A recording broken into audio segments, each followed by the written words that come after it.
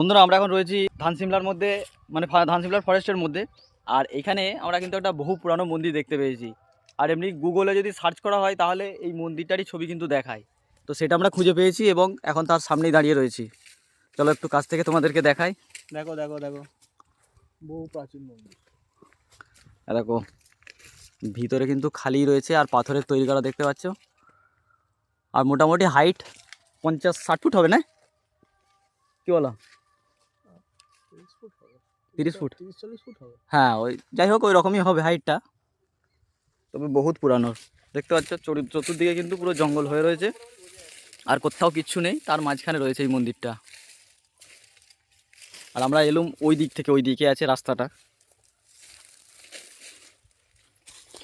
এখানে উপরে নকশাগুলো আছে, মূর্তিগুলো ইয়ে মূর্তিগুলো আছে। মূর্তিগুলো ওই যে ওইখানটা ছোট যেমন ছোট, হলদে হলদে দাগ মতো আছে না, হ্যাঁ হ্যাঁ হ্যাঁ ওইখানটা হ্যাঁ হ্যাঁ, কিছু একটা আছে নকশা। ওখানটা কিছু একটা লেখা ছিল, কিন্তু ওটা ইয়ে হয়ে সেলা হয়ে ঢাকা পড়ে গেছে।